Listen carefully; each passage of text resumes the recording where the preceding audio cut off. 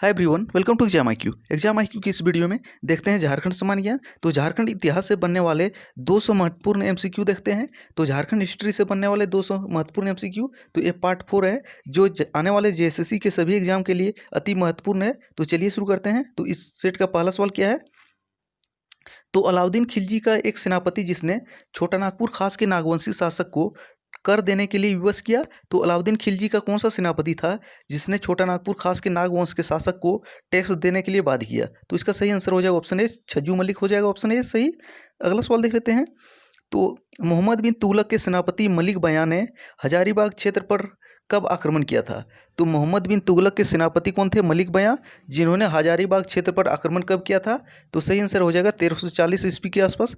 तो 1340 ईस्वी में मोहम्मद बिन तुगलक के सेनापति मलिक बयां द्वारा हजारीबाग क्षेत्र पर आक्रमण किया गया था। अगला सवाल क्या है? दिल्ली का वह सुल्तान कौन था जिसने हजारीबाग के एक बड़े क्षेत्र को जीतकर सतगावा को इस जीते गए क्षेत्र का राजधानी बनाया था? तो दिल्ली का वह कौन सा सुल्तान था जिसने सतगावा को राजधानी बनाया था? तो 67 का सही आंसर क्या हो जाएगा? Option C, Firoz Tughlaq. तो फिरोज तुगलक ने हजारीबाग के एक क्षेत्र सतगावा को जीत के इसकी राजधानी बनाया था, जीते गए क्षेत्र का। अगला सवाल क्या है? उड़ीसा का एक शासक जिसने झारखंड के कुछ भाग पर कब्जा कर कुछ वर्षों के लिए अपना शासन स्थापित किया था। तो उड़ीसा का वह कौन सा शासक था जिसने झारखंड के कुछ क्षेत्रों पर कब्जा कर लिया था और कुछ साल तक शासन किया था? तो इसका सही आंसर क्या हो जाएगा? कपिलेंद्र गजपति। तो कपिलेंद्र गजपति ने झारखंड के कुछ क्षेत्रों पर कब्जा करके शासन किया था। अगला सवाल क्या है? तो किसने अपने सैन्य दल को झारखंड भेजा और झारखंडी सुल्तान अर्थात झारखंड का राजा की पदवी धारण की? तो इसमें 3 सवाल बनते हैं।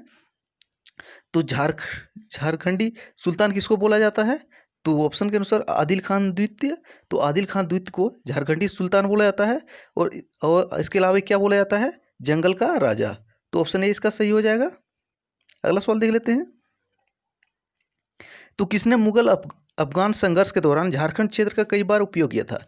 तो किसने मुगल और अफगान के लड़ाई के दौरान झारखंड क्षेत्र का कई बार उपयोग किया था?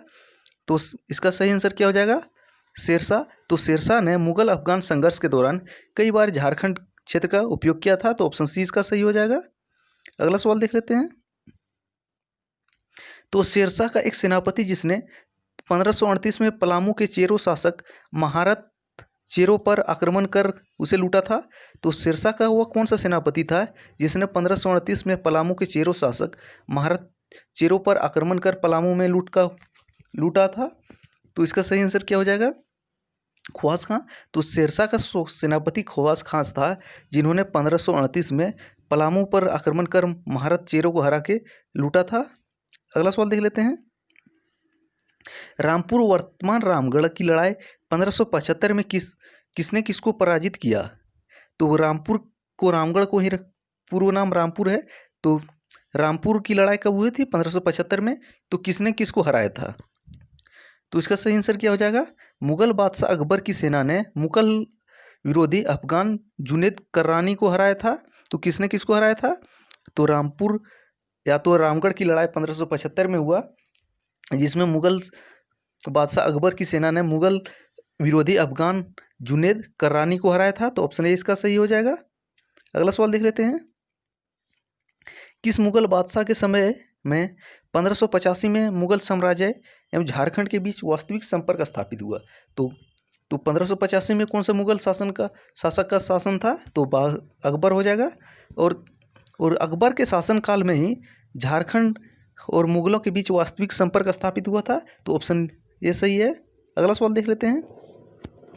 मुगल बादशाह अकबर के किस सेनापति के नेतृत्व में मुगल सेना ने 1585 में छोटा नागपुर खास के नागवंशी शासक मधुकरण शाह या तो मधु सिंह पर आक्रमण किया, उसे हराया तथा उसे मुगलों का अधीनस्थ बनाया? तो मुगल बादशाह का कौन सा सेनापति था जिसने 1585 में छोटा नागपुर खास के नागवंशी शासक मधुकर शाह को हराकर अपना अधीन बनाया था?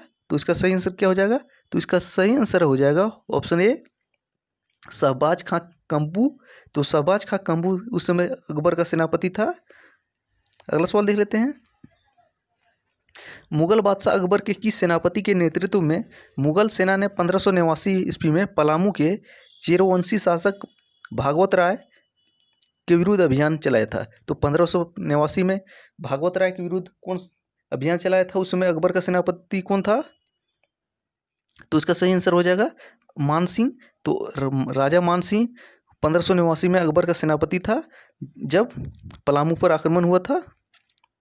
अगला सवाल क्या है?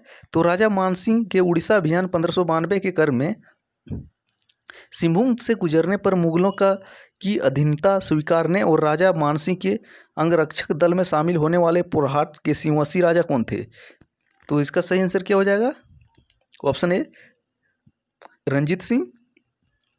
तो 1592 में मानसिंह का उड़ीसा अभियान के दौरान जब वे सिंहभूम क्षेत्र से गुजर रहे थे तो पोड़हात के सिंहवंशी राजा रंजीत सिंह ने मुगलों की अधीनता स्वीकार की और मानसिंह के रक्षा दल में शामिल होना स्वीकार किया। तो ऑप्शन ए इसका सही है। अगला सवाल देख लेते हैं। 1592 में राजा मानसिंह ने राजमहल साहिबगंज जिला संथाल परगना को बंगाल की राजधानी बनाया। तो राजा मानसिंह ने परकोटा और महल वाले नगर का नाम क्या रखा? तो 1592 में मानसिंह ने राजमहल को बंगाल की राजधानी बनाया और राजमहल में परकोटा और महल वाले नगर बसाया और उसका नाम क्या रखा था? तो इसका नाम था अकबर नगर। तो ऑप्शन ए सही हो जाएगा। अगला सवाल देख लेते हैं। तो झारखंड के किस क्षेत्रीय राज्य के राजा को मुगल इतिहास ग्रंथों में जमींदार एक खान अलामास अर्थात हीरा खान का मालिक कहा गया है? तो हीरे खान का मालिक मुगल इतिहास ग्रंथ में किसको बोला गया है? कौन से वंश को के शासक को? तो इसका सही आंसर है छोटा नागपुर खास के नागवंशी शासक को। तो ऑप्शन ए सही हो जाएगा। अगला सवाल देख लेते हैं। किस मुगल कालीन आत्मकथा में स्थानीय लोगों द्वारा शंख नदी से हीरे प्राप्त करने के तरीके का विस्तृत वर्णन है? कौन से मुगल शासक की आत्मकथा में शंख नदी से हीरे प्राप्त करने का वर्णन है? तो इसका आंसर क्या हो जाएगा? तो इसका सही आंसर है आपका तजुक ए जहांगीरी। तो तजुक ए जहांगीरी में शंख नदी से हीरे प्राप्त करने का वर्णन है। अगला सवाल देख लेते हैं। तो किस मुगल सूबेदार के हाथों 1615 में छोटा नागपुर खास का नागवंशी शासक दुर्जन शाह गिरफ्तार हुआ और राजधानी दिल्ली भेजा गया था? तो दुर्जन शाह जो थे नागवंश के शासक थे और हीरों के सबसे बड़े पारखी माने जाते थे। तो 1615 में कौन से मुगल सूबेदार के हाथों गिरफ्तार हुए थे? तो इसका सही आंसर क्या है? तो ऑप्शन ए इब्राहिम खां। तो इब्राहिम खां के हाथों 1615 में दुर्जन शाह गिरफ्तार हुए थे। अगला सवाल क्या है? किस मुगल बादशाह जहांगीर ने छोटा नागपुर खास के नागवंशी शासक दुर्जन शाह को कैदी बनाकर किस किले में रखा जहां 12 वर्ष तक कैद रहा था? तो मुगल बादशाह जहांगीर ने छोटा नागपुर खास के नागवंशी शासक दुर्जन शाह को 12 साल तक कैद रखा था। कहाँ पे रखा था? 81 का सही आंसर क्या हो जाएगा? तो इसका सही आंसर है ऑप्शन ए ग्वालियर के किले में। तो ग्वालियर के किले में दुर्जन शाह को 12 साल तक कैद रखा था। कब गिरफ्तार हुए थे? 1615 में। किसने गिरफ्तार किया था? इब्राहिम खान ने, जो मुगल सूबेदार था। अगला सवाल, किस वर्ष छोटा नागपुर खास के नागवंशी शासक दुर्जन शाह को बंदी जीवन से मुक्ति मिली? तो बंदी जीवन से मुक्ति कब मिली थी दुर्जन शाह को? 1627 में। और 1615 में इब्राहिम खां के यहाँ तक गिरफ्तार हुए थे और ग्वालियर जेल में 12 साल तक थे। और 1627 में फिर उसको छोड़ा गया था। उसको छोड़ा किस कारण से गया था? उसका गिरफ्तारी के कारण हीरा ही बना था और छुटकारा का कारण भी हीरा ही बना था। जब मुगल दरबार में असली और नकली हीरे के बीच कुछ मतभेद हुआ था पहचानने में, तो उसी वक्त दुर्जन शाह को बुलाया गया था और उसने सही हीरे की पहचान की थी। उसके बाद जहांगीर ने इसको छोड़ दिया था। अगला सवाल क्या है? तो मुगल बादशाह जहांगीर ने कोकरा अभियान छोटा नागपुर खास के नागवंशी राज्य के विरुद्ध के नेता इब्राहिम खां को कौन सी उपाधि दी? तो इसका सही आंसर है कोकरा अभियान के नेता इब्राहिम खां को जहांगीर ने कौन सा उपाधि दिया था? फातजंग। तो ऑप्शन ए सही है। अगला सवाल देख लेते हैं। राजधानी दिल्ली से मुगल बादशाह जहांगीर ने मनोरंजन के लिए एक बाघ से निहत्था लड़ता हुआ पलामू का कौन सा चेरो राजा मारा गया? तो बाघ से लड़ता हुआ पलामू का कौन सा चेरो राजा मारा गया? तो इसका सही आंसर क्या है? सहबल राय। ऑप्शन सी सही हो जाएगा। तो सहबल राय एक बाघ से निहत्था लड़ता हुआ मारा गया था जहांगीर के मनोरंजन के लिए। अगला सवाल क्या है? बिहार के मुगल सूबेदार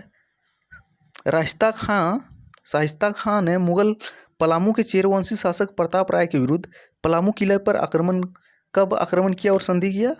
तो इसका सही आंसर क्या हो जाएगा? तो ऑप्शन ए 1641-42 में। अगला सवाल है, बिहार के मुगल सूबेदार इतिकाद खां के आदेश पर जबरदस्त खान ने पलामू के चेरवंशी शासक प्रताप राय के विरुद्ध आक्रमण किया और संधि की कब किया था? 1643-44 में। अब बाकी के सवाल अगले वीडियो में देखेंगे। तब तक जय हिंद।